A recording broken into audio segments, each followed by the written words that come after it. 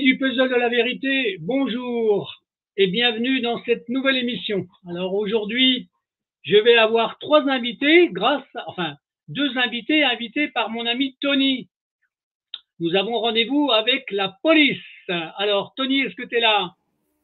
Oui, tout à fait. Bonjour Tony, et puis j'invite les deux policiers, en fait, que tu m'as dit, tu t'as envoyé l'invitation, donc ils devraient être là.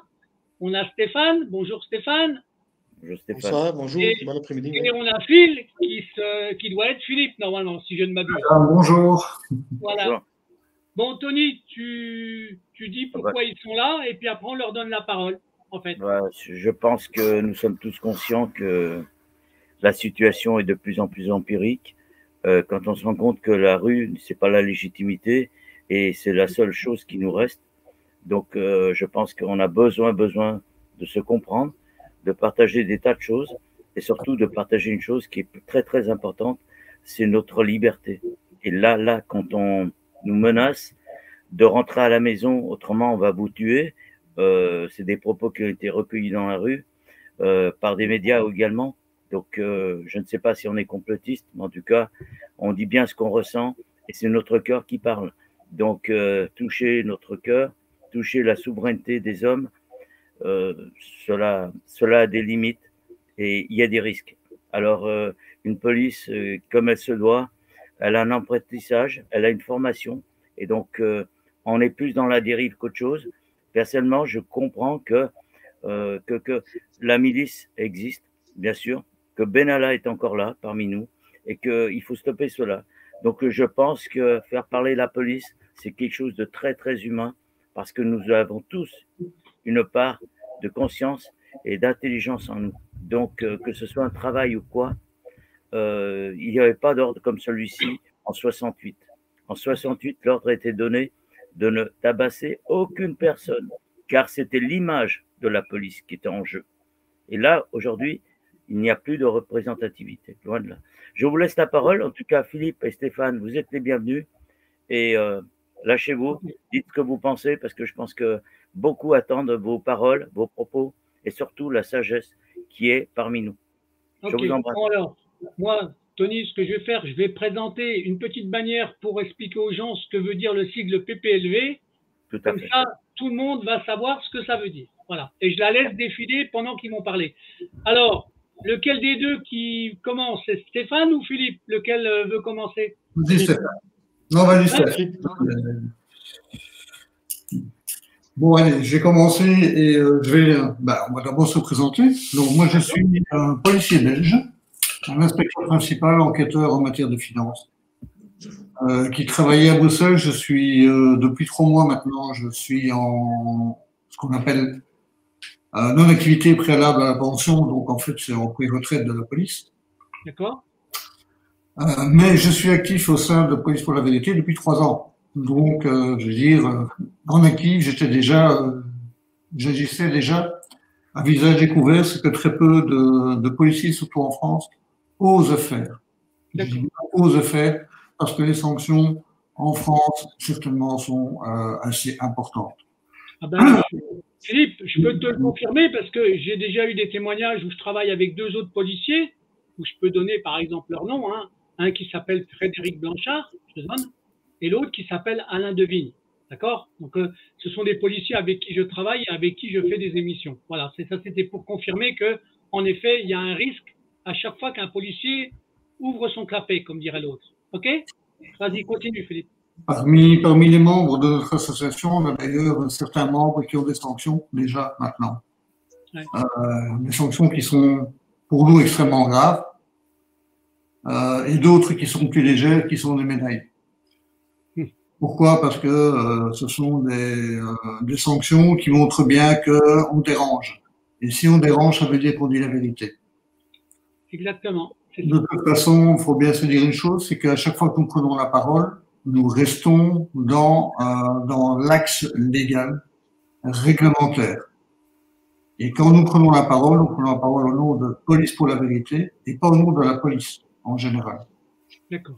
Pour que les choses soient bien claires et quand moi je prends la parole, c'est en mon nom et je prends ma responsabilité. Alors, Police pour la vérité, ça existe depuis 3 ans maintenant. C'est notre présidente, Sonia Vescovaci, qui est à l'origine de Police pour la vérité, dans le sens qu'elle a commencé ses activités en Espagne, puisqu'elle est espagnole, avec Policia pour la Libertad. Ouais. Elle est parue sur les réseaux sociaux et elle a eu un succès assez phénoménal parmi les forces de police. Faut pas avoir peur des mots. Ouais. Et j'ai cherché à la rencontrer pendant quelques mois. C'était pas facile parce que bon, elle se protège quand même un petit peu aussi. Elle se protégeait, maintenant plus du tout. Donc elle se protégeait un petit peu à l'époque. Et je suis enfin parvenu à prendre contact avec elle et je suis donc engagé depuis 2 ans et demi maintenant dans Police pour la vérité. Alors, quel est le but de Police pour la vérité? Là, je laisserai peut-être la parole à Stéphane pour terminer, mais le but principal, c'est renouer le contact, renouer la notion de police pour la vérité, protéger et servir. Donc, renouer le contact entre le policier et le citoyen. C'est bien. C'est une belle mission, en tout cas. Alors, Stéphane, tu prends le relais, tu nous expliques la suite? Oui, alors moi, c'est Stéphane. Moi, je suis premier commissaire divisionnaire à la police fédérale belge. Donc, pour votre information, c'est le plus haut grade qu'on peut avoir à la police. Voilà, à un niveau directeur des opérations de Namur pendant des années. Enfin, j'ai eu un tas de métiers et je suis quand même, je pense, un des grands spécialistes du maintien de l'ordre, et que je n'aime pas ce terme-là. Moi, je préfère le terme gestion négociée de l'espace public, qui a toute son importance dans la sémantique. Et j'ai rejoint PPLV il y a 1 an et demi, parce que ça rejoignait ma valeur. J'ai vécu la gestion du Covid pendant 2 ans, et où je me suis rendu compte qu'à un certain moment, on en arrivait un peu à n'importe quoi. Et donc, voilà, je me suis engagé là-dedans. Alors maintenant, pourquoi plutôt la France que la Belgique? Parce qu'en Belgique, ça se passe à part à certains endroits. Maintenant, je vais éviter de les nommer parce que sinon, ça pourrait de nouveau me poser des problèmes. À part à certains endroits, ça se passe relativement bien. Mais quand on voit ce qui se passe en France, ça devient extrêmement dur, extrêmement violent.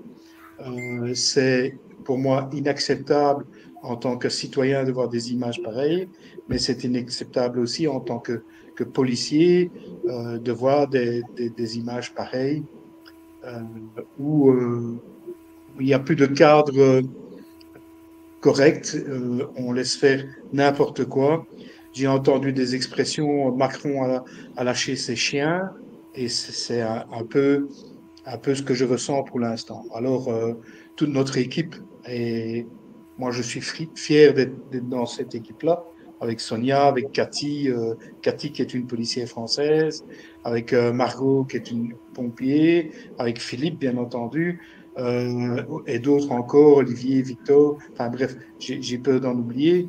Mais ici, on a décidé vraiment, vu les derniers événements, vu la tension qui monte, etc., bien qu'aujourd'hui, je viens de voir des images qui me font très plaisir, notamment de policiers qui enlèvent leur casque.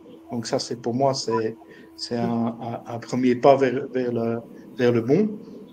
Et on a décidé à ce moment-là de faire une campagne de communication la plus large possible. Avec évidemment toujours la difficulté, c'est de trouver les vecteurs de communication. On sait bien qu'on ne peut pas avoir, on n'ira pas sur LCI, on n'ira pas sur CNews, on n'ira pas sur des télévisions, des radios comme ça, mais on sait que par le biais de vos radios, les médias indépendants, on peut quand même atteindre un public qui pourra nous comprendre. Et nous avons déjà fait un travail par rapport à ça, notamment avec le syndicat des Gilets jaunes, notamment avec le dernier rempart. On a travaillé aussi avec Frères d'Armes, avec Place d'Armes. Donc, on travaille avec tout le monde parce qu'en plus de ça, nous sommes partisans. Et ce que nous voulons absolument, c'est que la fonction de policier ne soit plus vue comme une fonction de policier, mais comme une fonction de gardien de la paix. Et donc de renouer clairement avec la population. Alors nous avons fait différents flyers et bon, maintenant on est prêt à répondre aux questions, à vous dire ce qui nous semble correct, ce qui nous semble pas correct, ce qu'on voudrait bien changer, etc. D'accord. Est-ce que je peux poser une question en lien avec ce que vous exposez en fait? D'accord. Déjà, dans un premier temps, pour parler de la police en France, est-ce que vous êtes au courant, au-delà de savoir qu'il y a des structures qui sont différentes entre la police, la gendarmerie, les CRS, d'accord? Est-ce que vous avez entendu parler d'une forme de police ou de gendarmerie qui serait une milice internationale qui a intégré la police française? Est-ce que vous êtes au courant d'un réseau qui s'appelle l'Eurogenfor? Vas-y, Philippe. Alors, oui, bien sûr, on est au courant de l'Eurogenfor. On a des informations sur ce sujet-là qui nous viennent aussi bien d'Internet, parce qu'ils sont quand même très présents sur Internet. Si vous voulez vous renseigner sur Internet, vous savez tout savoir sur l'Eurogenfor, ils sont transparents. Mais on a aussi vu les textes qui lient le gouvernement français avec cette unité. Oui, c'est pour ça que j'en parle. Ça nous laisse un goût amer, et je vais dire que tout policier, tout gendarme français, qu'il soit municipal, qu'il soit national ou gendarme, je pense que c'est quelque part un camouflet parce qu'on ne leur fait plus confiance. Oui. Et si Eurogenfor, comme on le craint, agit notamment à Paris, là, c'est un véritable camouflet. Et je suis désolé, mais pour moi, je pèse mes mots et je suis responsable de mes mots. Ce sont des mercenaires. Ce ne sont pas des policiers, ce sont des mercenaires. Alors Philippe, je suis entièrement d'accord et c'est pour ça que j'ai abordé le sujet, parce que c'est déjà une chose que j'ai déjà développée à ce niveau-là. Le siège de ce mouvement-là, il est dans une petite ville en Italie et la structure, elle est internationale, d'accord? Quand on voit la police en France, cette police-là, cette forme de police qui s'appelle Eurogenfor, qui tape comme des malfrats sur le peuple français alors qu'ils ne parlent même pas la langue française, ce sont bien des mercenaires. Je dirais même qu'à l'intérieur de ça, dans cette structure-là, pour que les gens le savent bien, il y a même des voyous qui sont condamnés au pénal qui ne devraient jamais être dans des forces publiques. Vous êtes au courant de ça? Oui, mais que les choses soient claires par rapport au Eurogenfor. On entend les bruits comme vous, mais on n'a pour le moment aucune preuve de leur action en France. On sait qu'ils sont présents en France, mais on n'a aucune preuve de leur intervention dans le cadre des manifestations, dans le cadre de tous les événements qui se passent pour le moment. C'est normal. Donc, ce qu'on fera peut-être un jour, ou ce que feront un jour peut-être les manifestants, c'est qu'un jour, ils en choperont un ou deux, ils séquestreront, et puis leur demanderont de parler en français, puis on verra bien. Et ça sera une méthode de prouver que c'est bien international ce qui se passe. C'est une manière de présenter la chose. Mais c'est un autre domaine, mais ça explique aussi pourquoi en France, il y a autant de violence dans les manifestations, ce qui n'était pas le cas auparavant en fait. Ça peut l'expliquer. Je tirerai bien le conditionnel. Maintenant, que les choses soient bien claires, je vais un petit peu reprendre ce que Stéphane disait tantôt. Moi, pour ma part, je suis véritablement en colère contre ces gens, contre ces miliciens. Pour moi, ce ne sont plus des collègues, ce sont des miliciens. Je suis en colère contre eux parce qu'ils détruisent complètement mon métier, mon beau métier, celui pour lequel j'ai travaillé pendant 40 ans. Et je suis vraiment en colère contre eux parce qu'il y a d'autres moyens d'action. J'ai vu parfois des images d'un peloton de gendarmes mobiles, par exemple, qui faisait de l'excellent boulot. J'ai vu d'autres passages où les CRS faisaient de l'excellent boulot aussi. Donc, il y a moyen de le faire. Il y a moyen de faire de l'excellent travail sans violence exagérée, parce que parfois il faut l'utiliser, il faut le reconnaître, mais sans violence exagérée. Donc, c'est possible et ça doit être comme ça partout. Et c'est pour cela que pour moi, l'unité pose un énorme problème parce qu'elle n'est pas formée en matière de maintien de l'ordre convenablement, ça la va. Oui, bien sûr, bien sûr. Donc, en tout cas, c'est des constats que vous faites tout le temps, en fait, maintenant. Ça se voit dans toutes les manifestations en France, en fait. Hein. Ce sont des constats qui sont basés sur des vidéos. Maintenant que les choses soient claires, les vidéos sont quand même souvent prises au moment où il y a de la violence, on ne voit pas ce qui se passe avant non plus contre les forces de l'ordre. Ouais. Donc, parfois on se méfie, mais il y a des séquences qui sont complètes. Et là, je suis désolé, dans ces séquences complètes, l'intervention, elle n'est pas ordonnée en unité constituée. À partir du moment où Stéphane et moi, on était formés par un juge du maintien de l'ordre en Belgique. On sait ce que c'est. On sait ce que c'est une unité constituée, on sait comment elle doit agir. Quand elle agit convenablement, tout se passe bien. Même si les gens sont violents en face, ça se passe bien. Il n'y a pas de violence excessive. Ici, ils n'agissent pas pour la plupart du temps en unité constituée et ça pose un énorme problème. Ouais, non, c'est ça. C'est un constat. C'est vrai. Si je peux ajouter, c'est de la violence injustifiée qui est tout à fait, qui est abusive, quoi, et qu'elle elle est favorisée par le système.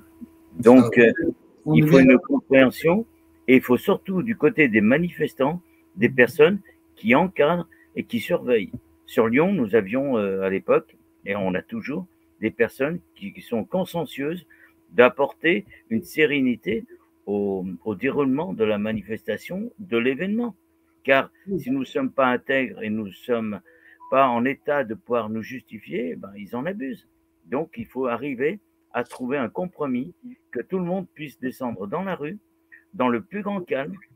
Et là, on va retrouver du nombre, on va trouver une sécurité et vraiment une libre expression qui n'est plus derrière les bureaux et derrière l'Assemblée, quoi, qui, elle, ne nous représente plus. Ce qui sera le plus dur à faire, Tony, c'est d'empêcher que des faux policiers s'intègrent dans les manifestants. Tout à fait, oui. Alors pour cela, il y a des personnes qui filment et que tout ce qui est louche, il faut que ça soit filmé. N'hésitez pas, parce que c'est la sécurité de tout le monde qui est en jeu. Oui. Et on est là parce que si chacun fait son travail, franchement, la pression, ils la mettent. Donc, il ne faut pas qu'on la rajoute. Nous-mêmes, on n'a pas à nous emballer.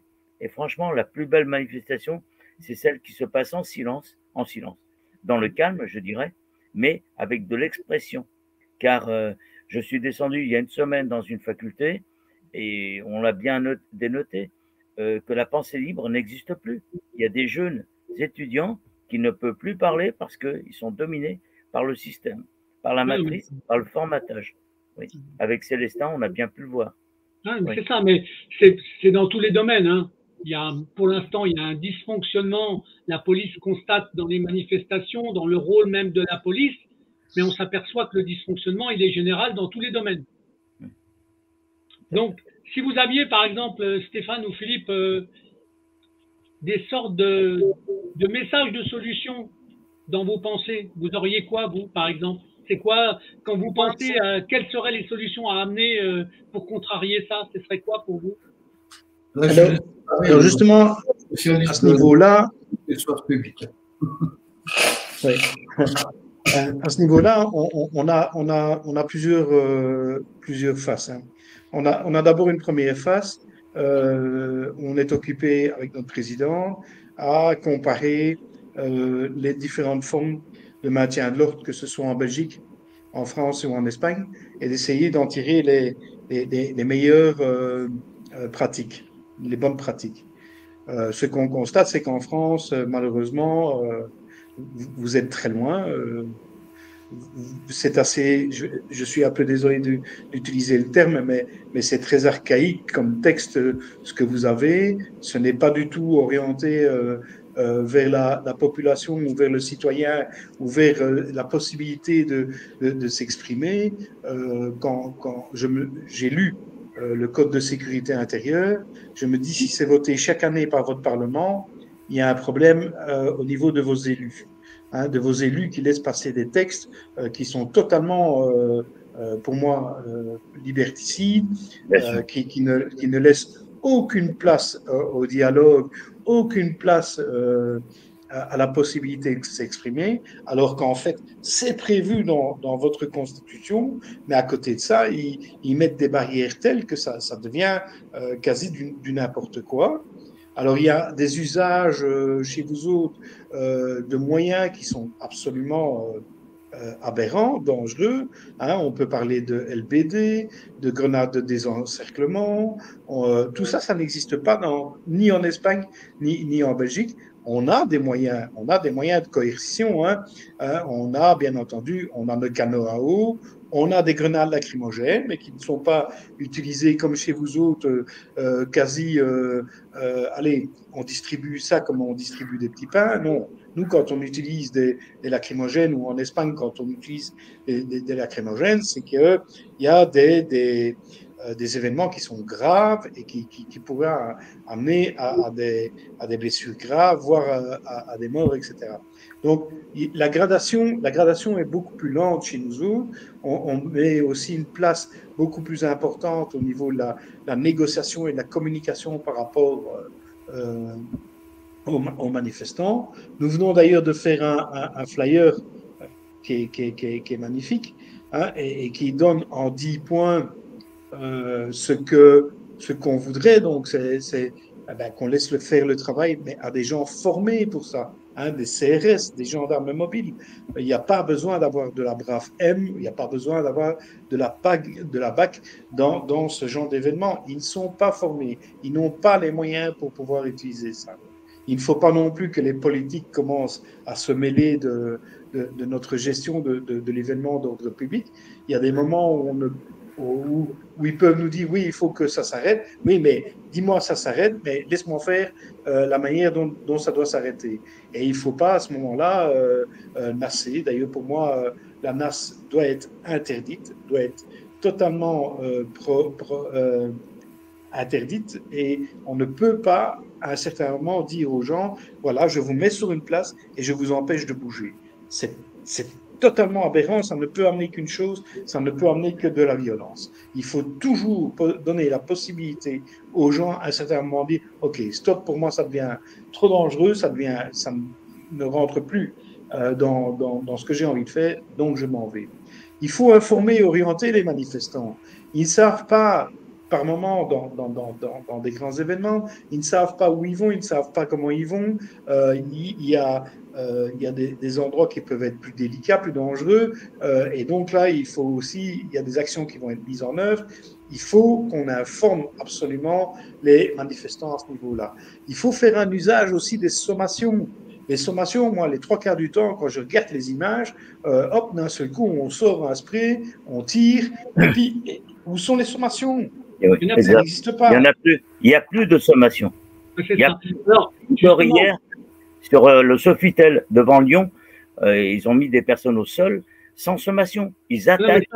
Ça fait un moment, Tony, qu'il n'y a plus de sommation. Tout à fait. Et s'il y avait un complément entre ce que vient de dire Stéphane et il y a Philippe, je crois, qui voulait dire quelque chose d'autre aussi en même temps, en plus, non?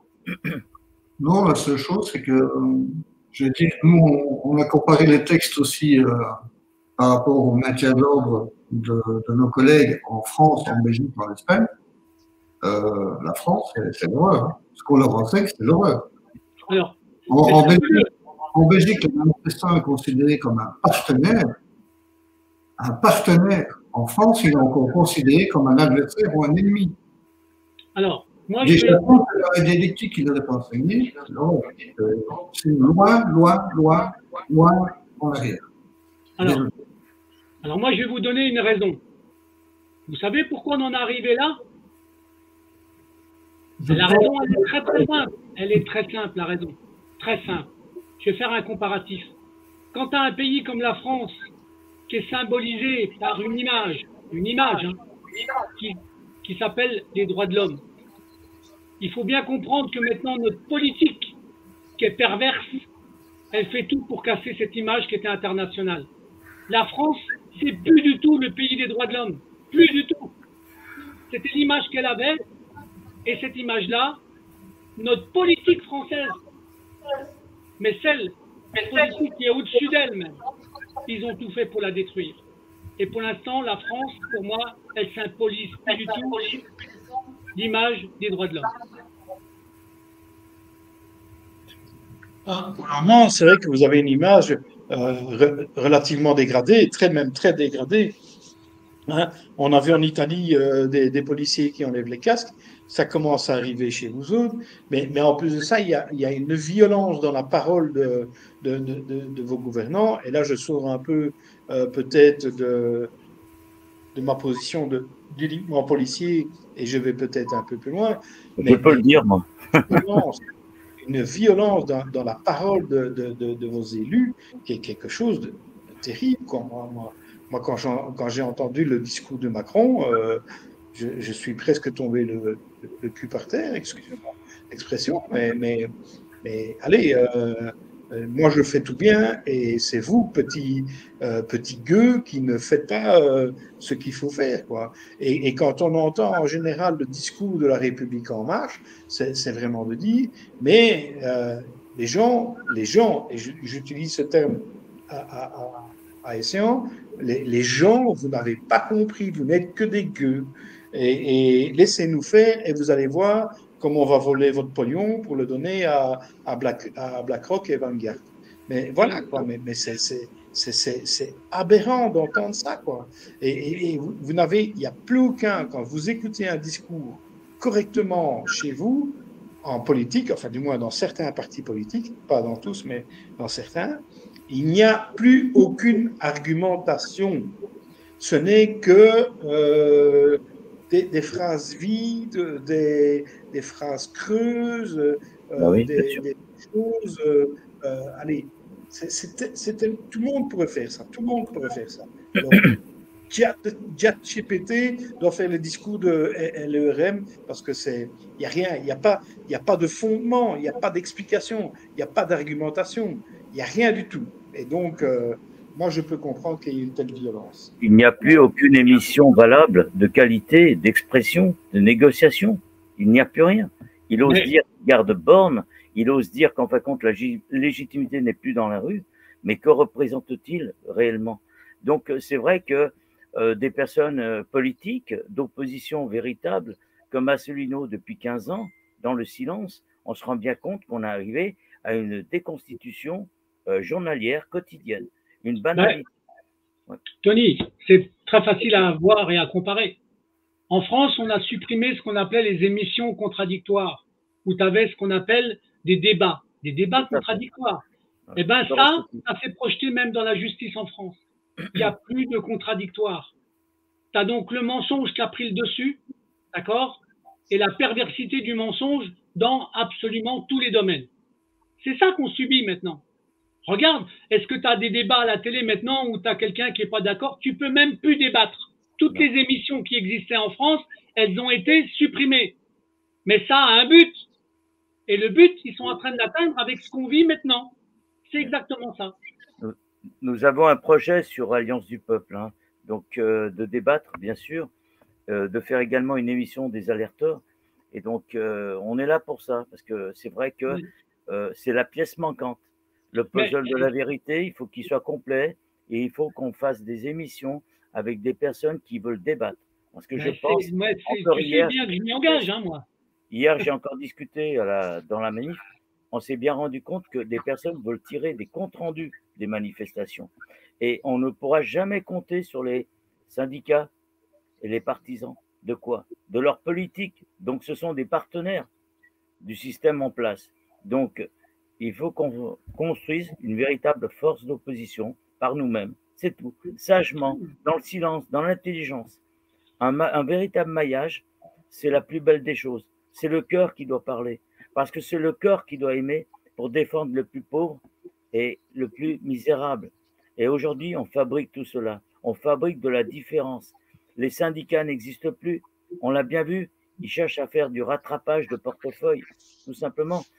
J'ai même entendu parler que certains cégétistes, on va dire cégétistes parce que je les aime tous, hein, dans le bon sens, ils sont non recyclables, certains. Ils portent même des cocardes. Ils osent affirmer comme quoi ils font quoi? Qu'est-ce qu'ils représentent? Franchement, Ce n'est plus la couleur qu'on veut, ce n'est plus les hommes qu'on veut, on veut leurs idées, pleines et entières. On veut de l'intégrité. Donc c'est pour ça que je vous remercie pour l'émission et franchement pour tout ce que vous dites, parce que beaucoup de personnes veulent s'exprimer. Et le grand débat, bien sûr qu'il a lieu. Sur TVADP, je vous invite tous, avec notre directeur qui a des problèmes de soucis, certes, mais franchement, on a de grands désirs et de grands espoirs à mettre en place. Ouais. En tout cas, s'il y avait un petit mot pour finir cet entretien, qui est un message important, ce que vous avez dit, Philippe et Stéphane, d'accord? Si vous aviez une forme de moralité ou de proverbe à sortir, vous diriez quoi pour la France, par exemple? Moi, je vais dire 3 choses. Stop à cette violence dans les manifestations. Stop. Il faut arrêter. Stop à cette violence d'État, parce que ça va trop loin. Et dernière chose, c'est mon opinion vraiment personnelle, c'est n'oubliez jamais que demain, nous allons devoir travailler ensemble pour continuer à faire vivre ce monde et pour continuer à faire grandir nos enfants. Donc, n'oublions jamais cela. C'est un beau message. Et Philippe, si tu en avais un à faire aussi? Moi, j'ai 2 choses à dire. La première, c'est que nous sommes bien conscients que les miliciens sont fatigués. Ils sont très fatigués, de plus en plus fatigués, aussi bien physiquement que psychologiquement. Ils doivent mettre un pied de côté. Ils doivent mettre un pied de côté, sinon, on va arriver à des drames. C'est comme ça qu'on arrive à des drames, c'est quand on est fatigué psychologiquement et physiquement. Et on ne réagit pas comme d'habitude. Ça, c'est la première chose que je veux dire. Et la deuxième chose, c'est que on doit préparer demain. Là, je rejoins évidemment Stéphane. On doit préparer demain. Et demain, c'est demain et c'est dans 20 mois, dans 1 an, dans 2 ans, dans 10 ans. Quand je dis demain, c'est un message à mes collègues en disant, vous savez, ok, moi je suis rédactif, mais si j'étais encore en études, les gens sur qui vous tapez aujourd'hui, les pompiers sur qui vous avez tapé, demain, moi je dois travailler avec eux. Je dois travailler avec eux et pour eux. Donc ça, c'est le message pour demain. Et le message pour dans 1 mois, 1 an, 10 ans, on a quelque chose de très beau à construire, nous y engage. Ok. Bon, eh ben écoute, c'est un beau message. En tout cas, moi, ce que je peux vous dire, il y a 2 choses que je vais vous dire. Avant que je donne la parole à Tony, puis qu'on envoie le générique de fin. C'est, si vous avez fait un tract, comme m'a dit Stéphane tout à l'heure, si vous avez envie que je le mette au bout de cette vidéo-là, avant que je la publie, vous me le faites suivre sur mon email, et je publie votre tract. D'accord? Et après, la deuxième chose que j'ai à dire, si vous avez un jour besoin de refaire un autre rendez-vous pour réaffirmer ce que vous venez de dire, vous serez toujours les bienvenus. Parce que moi, la parole de la police, elle est importante pour moi. Voilà ce que j'avais à dire. Tony, tu as quelque chose à... Hein? Tout est bien formulé parce que chacun doit s'exprimer, chacun fait son travail et on reconnaît que toutes les personnes doivent contribuer au bonheur et tout simplement à la fraternité. Donc, pour l'Alliance du Peuple, juste pour dire une petite chose, c'est la parole au peuple le mardi soir sur notre chaîne TVADP, où tous vos contenus nous intéressent. On est prêt à faire des nouvelles émissions, bien sûr, et un grand débat est en préparatif. Donc, des bonnes nouvelles, certes, et surtout un esprit de logique et de co-construction, car c'est bien un nouveau paradigme. Nous avons une très, très grande chance, c'est de changer de système. Je vous remercie à tous. Ok. Alors voilà, pour terminer, Tony, je viens de t'envoyer tous les flyers qu'on a fait ces derniers jours. Et je pense que voilà, tu auras tous les messages utiles et nécessaires. Et n'hésitez pas à les diffuser. D'accord. Moi, ce que je m'engage à faire, Stéphane, si Tony me les fait suivre, je les convertirai en images. Ça doit être des PDF sûrement. Et je les intégrerai au bout de cette vidéo-là. Même si je mets le générique tout de suite, je couperai le générique et j'intégrerai toutes les images avant de mettre le générique. D'accord? Vous êtes d'accord avec ça? Un grand merci. Un grand merci. OK? Courage et soutien, force et honneur. Merci pour ce rendez-vous et je reste à votre disposition, messieurs. OK? Merci. Merci. À bientôt. Merci, au revoir. Au revoir.